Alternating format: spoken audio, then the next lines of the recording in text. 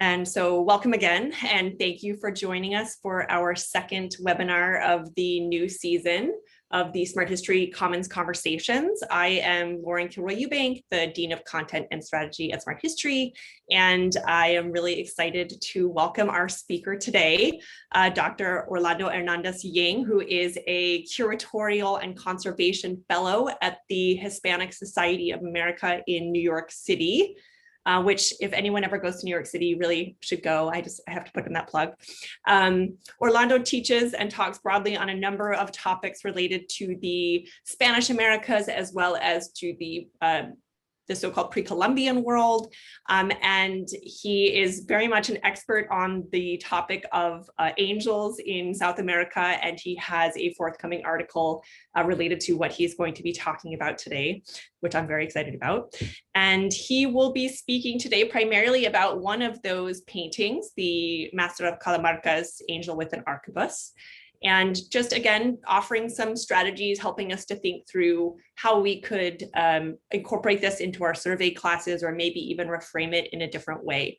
I'm sure there will be questions. So if you have them, just if you could please put them in the Q&A instead of the chat. It's just easier for me to field those questions to Orlando at the end of the talk. And thank you so much. And I'm going to turn over the screen to you, Orlando. Thank you very much, Lauren. Thank you very much to all the team behind our Smart History and the wonderful job you do in disseminating the knowledge about art and the appreciation of the arts, and particularly paying attention on the artistic production of Viceregal Americas. I was telling Lauren that I was. It took me a while to understand how excited I am about this topic, because this is what I wrote my dissertation, my doctoral dissertation about. And it's one of the first times I really have an opportunity to talk about my findings with an American, and a US, an English-speaking audience, and thinking about and reframing these works under a different concepts or different ways of addressing what they are and what they stand for. So I have, thank you again for that introduction. And if you plan to come to the Hispanic Society, make sure that you call in advance, because we're undergoing a process of rebuilding, and adequating some other areas. So give me a call and I can accommodate and see how I can help you with that, but call in advance. Today's topic is art and politics of power dressing. So we're gonna be talking about ways in which we can understand the idiosyncrasy, the particular elements of Andean art through this painting. And there are several ways which actually I implemented myself in doing this research, which actually makes me just put it contain it in a very small talk in 20 minutes and tell you the thought process that actually, took me more than a decade to conceive and put together and understand a little bit better. Although always there are questions that are still there. The first thing is that we have to understand, and I think that one of the methodologies that we have to use as docents is to understand the fortuna critica, or the critical fortune of the field that we are dealing with. And Latin American art Spanish Viceregal, Spanish Colonial, we have to talk about all of those terminologies and how appropriate they are for certain things, but they are not appropriate for other things, and how they address the issue of colonialism. And today, in today's juncture, when we talk about the decolonization of the arts, how can we see this thing, these objects, these manifestations of culture from a different perspective from the one that has been traditionally used to address them as secondary or as peripheral works of the Spanish Empire. And when we think about those, that way of appreciating these works, we're coming short in the way that we can understand them better and appreciate them better in their own right, in their own space and time and place. So we're gonna be, one of the things I would like you to do as docents is to think how to put this into in that perspective, okay?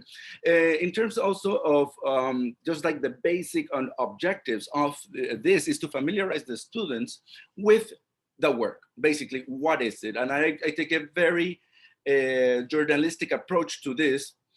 We call in journalism the lead, the what, when, where, how, and why. And basically we go through a line of that. What are these works? What do you see? You ask your students, what do you see? And they obviously will tell you that they are looking at a very well-dressed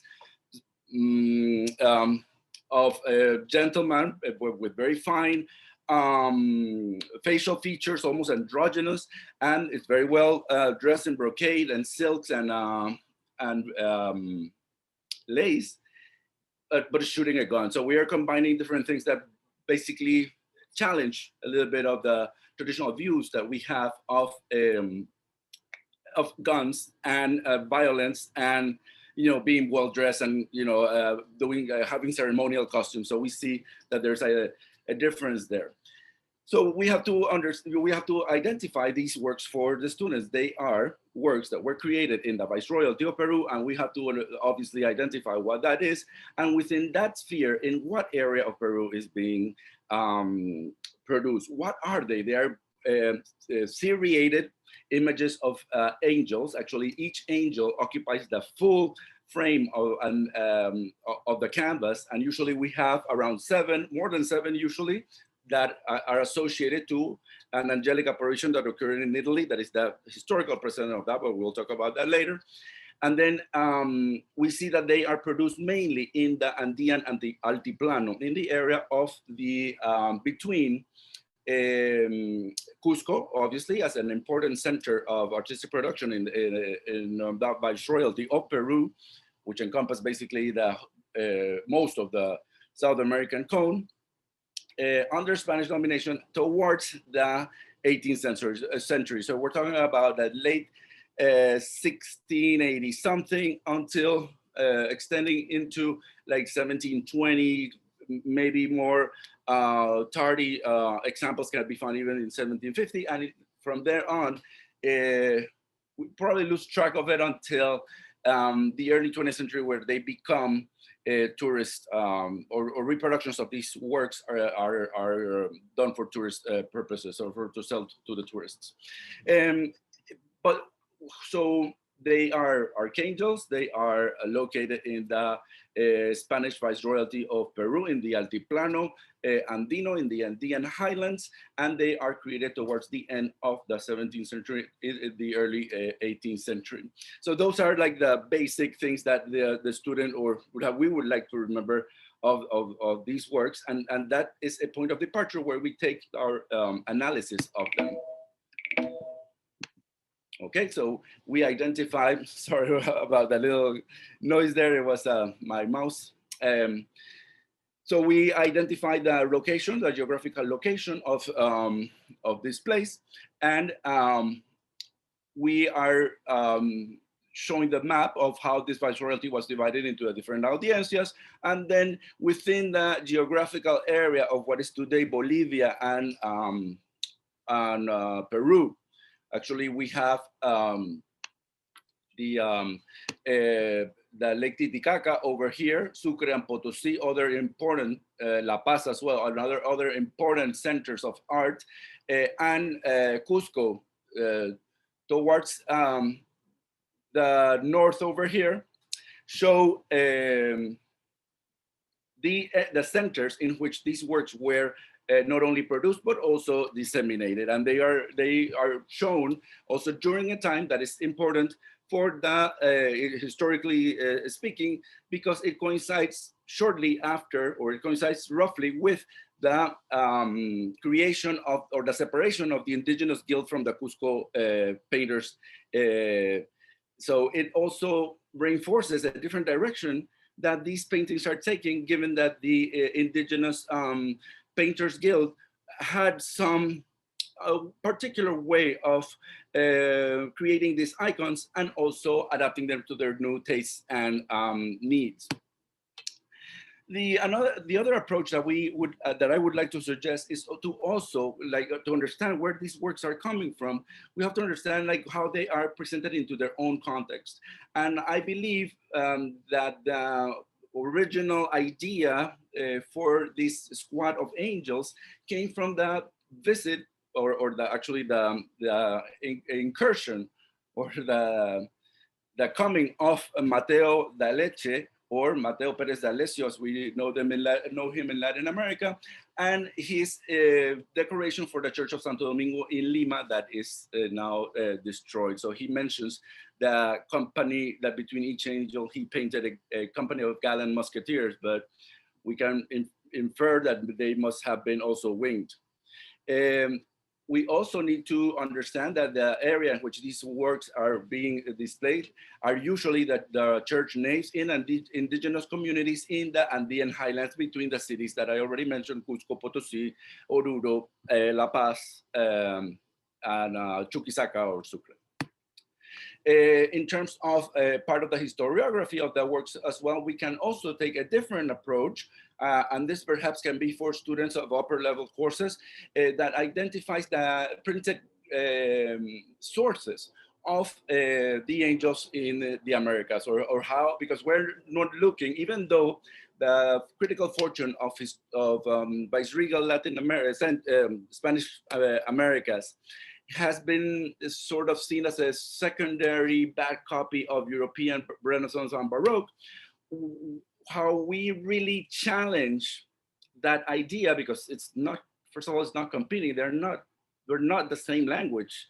They're two different languages responding to two different needs and two different aesthetics. So we cannot really put them, side by side. There are some elements that even happens in European art where we see that they derive things or they cite or make reference things of other artists that also not only puts the artist or includes the artist in the long trajectory of artists generation one after the other, but also it's the appropriate language for painting that was considered the decorum or the decorous way of presenting religious imagery, for example, which is the case that we're dealing with today.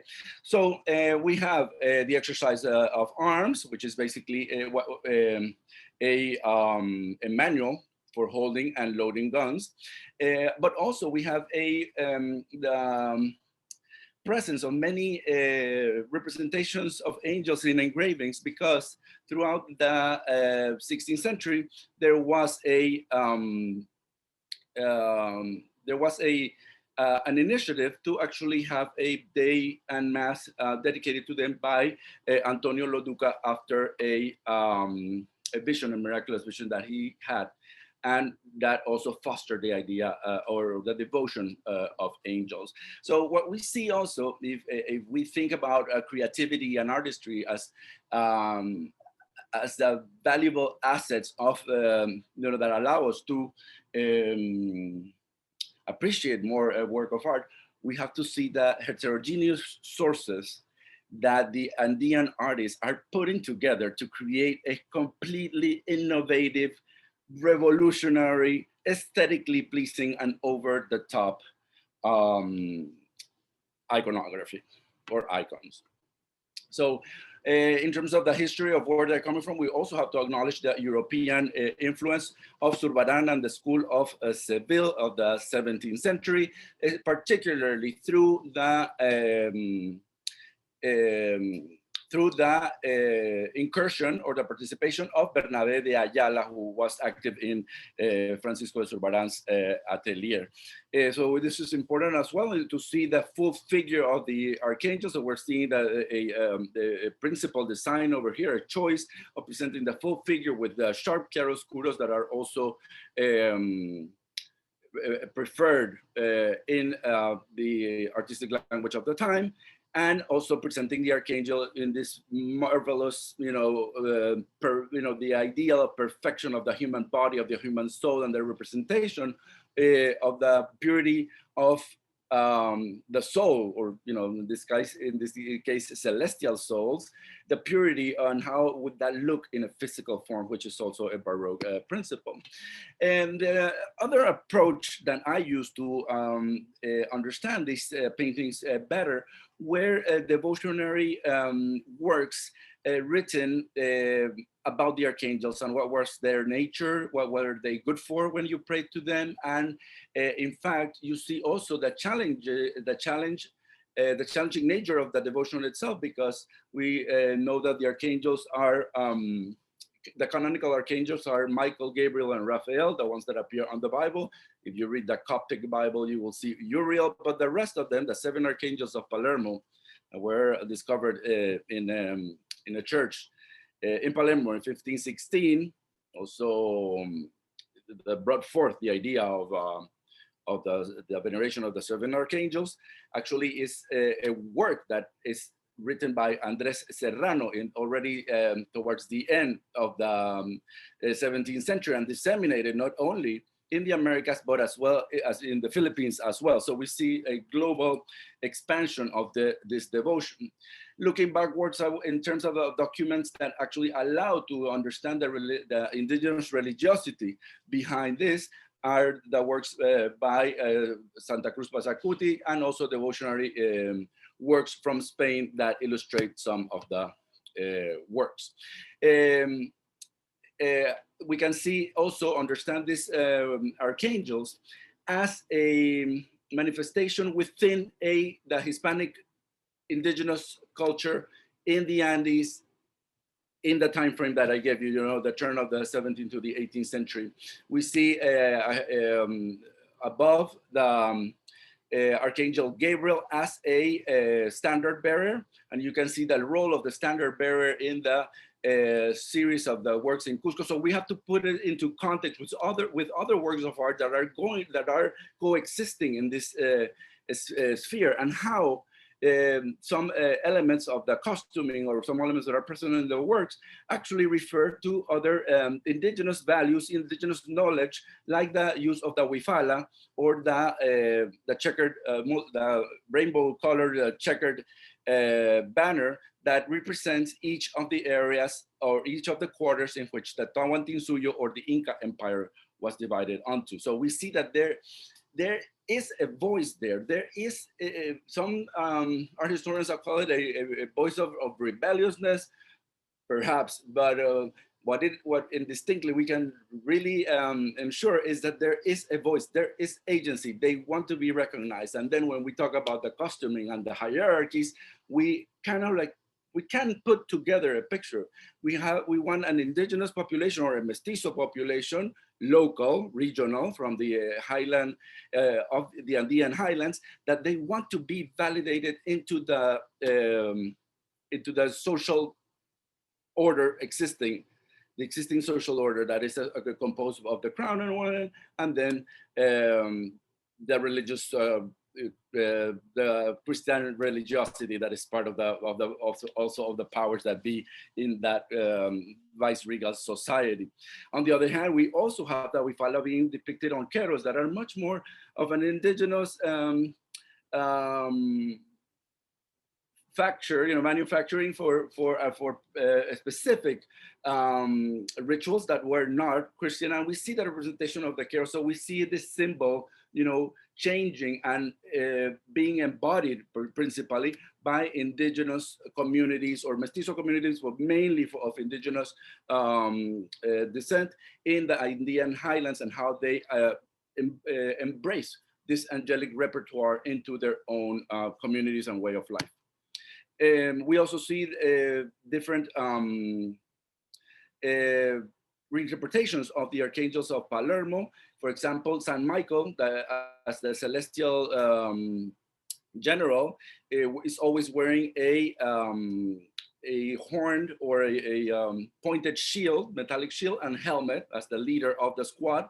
Then San Gabriel, as annunciate, is the standard bearer, because he actually annunciates the coming of the Lord in this case, because they're also associated to the defense of the Immaculate Conception, or also the presence of God in the Eucharist. So they have that defensive character, obviously.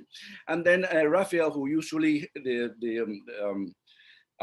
attribute that is usually accompanied by is a pilgrim staff, as he accompanied Tobias on his pilgrimage. It's been supplanted in Andean highlands by a partisan or a halberd. And you can see there, like he's killing the snake, the symbol of the devil. All of these works are also have a Dutch flavor to it, or little details, as we saw, like some of those Flemish works inform the fashioning of the angels, but also those flower frames are part of the Dutch tradition of painting. And then most importantly, the arquebuses that we have been forgetting about. The arquebuses are associated with fire. They are more cosmological reinterpretations of the veneration of ancient deities in the Inca lore or Aymara lore associated to thunder. And these are the, let's say, the European versions of thunder that might have been, I think, at the beginning of the conquest, and maybe one or two generations after the conquest in the 16th century. But after that, I think it turns into something completely different. It turns as a symbol of the defense of the Eucharist and the dogmas of the church, but also as the celestial protectors of the town, for example. And we start looking at the idea of regional identity or pride. And I think that this is more associated to that kind of regional pride than to perhaps an example of syncretism in of the two systems. Although I don't completely think that idea is possible. I think that there's a possibility, of course. Unfortunately, it's very hard to piece together what people really believe. In terms of the representation of the works, we see how the wardrobe of the archangels is similar to what the most lavish leaders of Potosí wear in the entrance of Virrey Morcillo into Potosí. This is from 1718. So we see that they're not only archangels. The archangels are referring to the hierarchy within the church, within religion, but then the uniforms are also speaking about the hierarchy on earth, which should mirror the one from heaven. Another elements that I could suggest as well is to study archangels in American collections in the United States, I mean, like the one on the left in the New Orleans Museum of Art, and the one in Portland from the Potosí School, both of them amazing works of art. And we can see still like some of those references over here. Gabriel with the white lilies is the standard bearer. And this case, Salamiel, which comes from Saltiel, one of the 7 archangels that came from the Palermo tradition, holding a gun. And then in conclusion, I would just want to also put it into the perspective of today's world. And it called my attention, the Greek Air Force warplane with the image of the Archangel San Michael. In the end, what I think is that the archangels, more than religious icons, are icons that refer to your place in society, and usually within a hierarchy, and a validated position within that hierarchy. At the same time, I think that the elements of wardrobe and your originality that comes with these works really evidence not only the background or backdrop of a globalized Andean world where they had access to the most lavish products from all over the land, but also the originality and the creativity of their makers because of the heterogeneous combination of different printed and painted sources. So thank you very much. And you can read more about this on the selected biography that I did here at the end. Thank you so much, Orlando. That was fantastic. Here, let me. Thank you. I always am struck when I teach these to my students how they're always really interested in what you said, the nuts and bolts that we're seeing this, archangel holding a gun. And as you so carefully laid out, they're always, I think, impressed with how incredibly complex this image is, that on the surface reads as very transparent somehow, or kind of simple, like an angel with a gun, okay. But then really, as you think about its context and the different transatlantic, trans-Pacific exchanges and different sources and how people may have been understanding them, it really is so incredibly heterogeneous and complex. And I think, is a good, I'm very biased as someone who works in this part of the world also, but they really, like you started off your talk saying, sometimes people think of South America at this time as being peripheral, and yet really it's this amazing center of artistic production doing really different things. So thank you for so carefully, I think, drawing our attention to all of those complexities. And this is not always an easy thing to teach. Well, we have some questions, and if people have more questions, please put them in the Q&A. I think one of the first questions I got is about the weaponry, and that is the weaponry depicted contemporary or is it historicized? I think it's contemporary. It's the halbers. You can see them in the entrance of Viceroy Morcillo into Potosí. This is dated 1718. The guard, the viceregal guard, would use halberds, pikes, the arquebuses or the shotguns, all the elements that you see on the paintings. So they are contemporary. Yeah, and with the idea of the weapons in mind, and you allude to this with talking about the lightning and such things, but was there a distinction between, say, swords and lances, often shown with Michael, and firearms in terms of what those distinctions might mean, perhaps? Absolutely, I think that, and that I realized when I was looking at several of these series. I noticed that our San Michael is always wearing the helmet and like a Roman, warrior basically. But he's always wearing a helmet and the pointed shield. He's the leader of the squad. And then you have the others, Gabriel as the standard bearer, and Raphael as the piker or the halberdier, and the others as part of the squads with the guns. If you look at and this is something that I could extend a little bit more in writing eventually. When we look at the arrangement of the troops in the entrance of Viceroy Morcillo into Potosí, you're going to see the same. You are going to see the hierarchy in which goes first, which goes second, which goes third, and it's part of the organization. So there's definitely visual cues into one and the other. They are part of an order. They're part of a pyramid. That's a good way of thinking about it, part of a pyramid.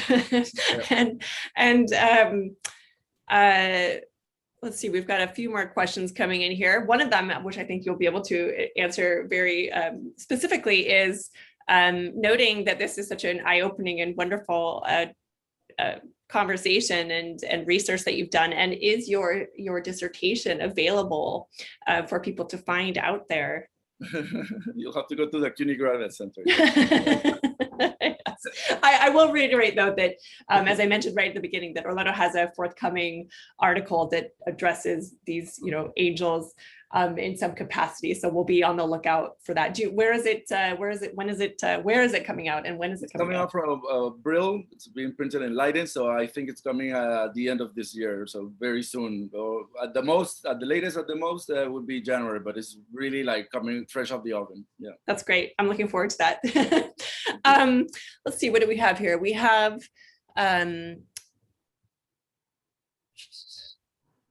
this is a good one. What about could you speak more broadly to who is commissioning these, in terms of, do we know about the patrons and why they were being commissioned, and were they, solely for church, public, private? Well, this is an interesting question, because originally they're part of the parish church, but they usually belong to indigenous confraternities that are, that they want them in their churches. In the Church of Calamarca, however, there are different series. They have like 36 canvases of Archangels, but they belong to different series. In fact, this work stands on its own because of its high caliber in terms of the brocade, the gold brocade, the application of gold leaf on it, and the quality of the work as well. It stands alone with the works that are still on site. But yes, indigenous indigenous confraternities or brotherhoods were the ones commissioning this as works that belong to the, or were,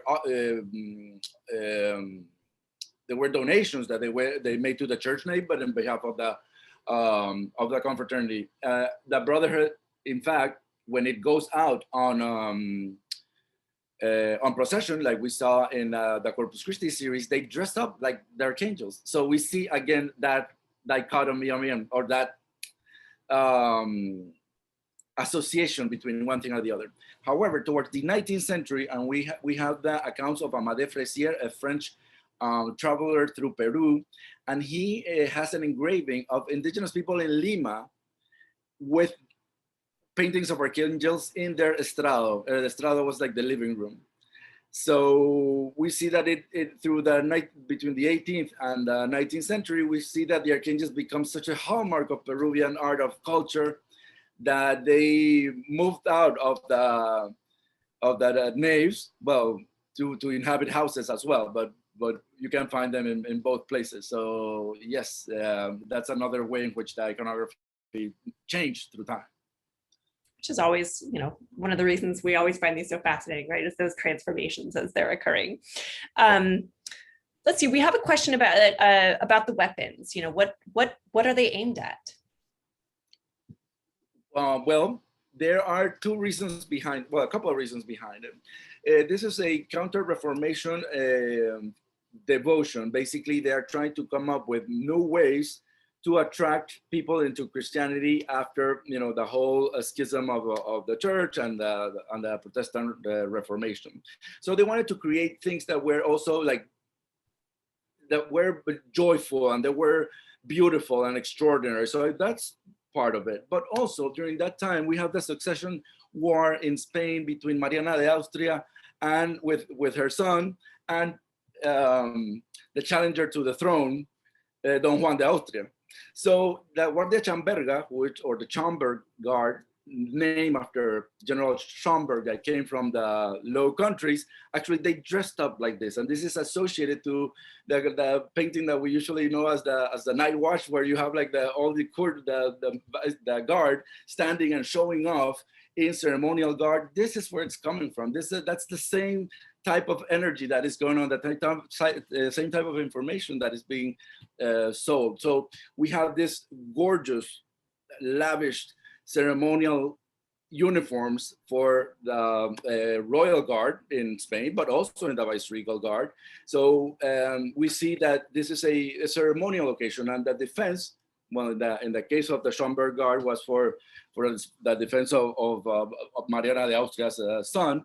But also, we have to understand that at the same time, the Catholic Church is trying to push forward the dogma of the Immaculate Conception, and the Archangels become the defenders of that dogma, particularly in Mexico. And that's another way in which, for upper level courses, one of the most fascinating things that I did was to compare how this iconography actually evolves in Mexico and how it evolves in South America, because the series of Archangels are not uniquely exclusive to South America. They also show up in Colombia, but in Mexico they stayed more associated to the tradition of the traditional devotion of the seven archangels of Palermo.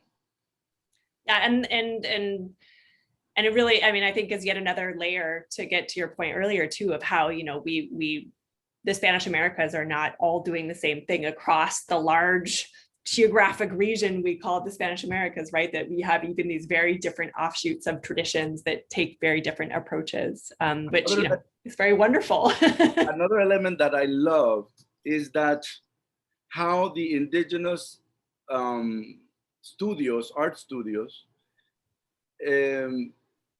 adopted the icon. So they dressed them up as in the military regalia of their time, with the weapons of their time, with the fashion of their time within their context. There's a complete appropriation of the icon, and that it's unique in the world. There's nothing like it, and I think that is one of the most amazing things that can really make us all the ones that were born south of the border proud of who we are and where we come from. Yeah, I mean, and as you noted, I mean, this is a particularly wonderful example, or at least the example that I think, you know, is maybe the most visible out there, but there are so many examples of that localizing tradition. And I think that brings me actually to one of the other questions, which is, you know, in the context of your talk, you mentioned, you know, that we have these 7 archangels, and of course, at one point, you know, the Inquisition is like, you know, you don't get to venerate all, you know, 7 archangels. Right. That's a problem for us. And I wonder if maybe you could just talk briefly. If I know we're a bit past time, but if you are okay with it, maybe talking a bit about you know, the archangels of Palermo and kind of what's happening in that moment with suspicion around the 7 archangels. I'll try to summarize it as good as I can, but in 2016, we have Antonio Loduca finding this fresco in a church in Palermo that is now destroyed, and people believe it was an icon, like a Greek icon. It was like you know, from a Byzantine icon, basically. And it showed the 7 archangels of Palermo. So Michael, Gabriel, and Raphael, Uriel, Saltiel, Jeudiel, and Barachiel. And those are the 7 archangels that were believed, and they're venerated in the Orthodox, in Orthodox Christianity. But they are believed to be the ones that are mentioned in the book of Revelations as the 7 spirits that are in front of the throne of the Lord. So basically, they all end up with the suffix El, which is the name of God. Michael who is like God. Gabriel is God, Nuntiate. The other one is the medicine doctor of God, fire of God, defender of God, and God's prayer is Saltiel, and then Barachiel is blessings of God. So they are all manifestations of God's, you know, benevolence.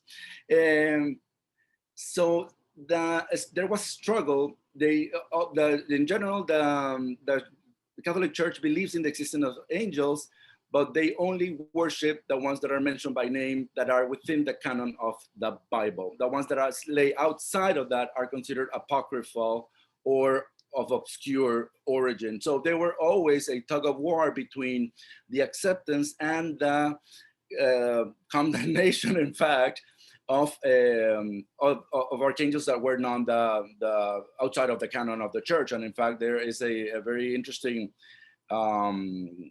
Inquisition tribunal in the 17th century for painter Francisco Barreda in Madrid, because he left the paintings of archangels that were unknown to dry out in the Calle Mayor in Madrid, and he was taken to an Inquisition tribunal because of that. So depending on the book that was, you know, that the person in power had in front of these works, they could be condemned or accepted.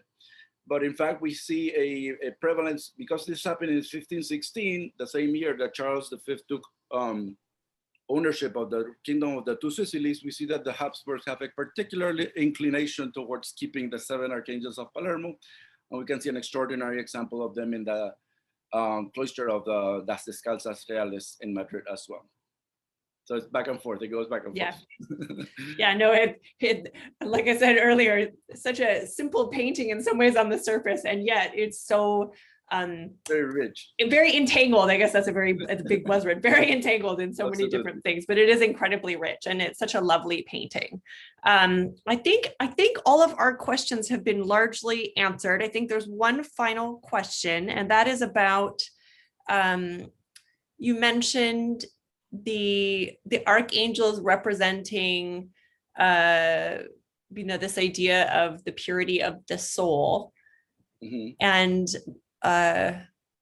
was there symbolism or examples that would demonstrate the opposite effect? I'm not sure I entirely understand the question, but I guess is there some contradictory version that would suggest it's not about the purity of the soul? Well, actually, sometimes they are depicted, particularly in Mexican examples and examples from the Viceroyalty of New Spain, where they are standing on top of they're stepping on snakes, and the snakes have names of demons that rule over vices like avarice, gluttony, the seven deadly sins as well, or others that, like in two examples in Puebla, are shown as the impersonations of the fifth commandment, in the from the 10 commandments, and they basically with this allegorical scenery behind them, they explain, that they are the virtues that are to destroy the vices, or the ones that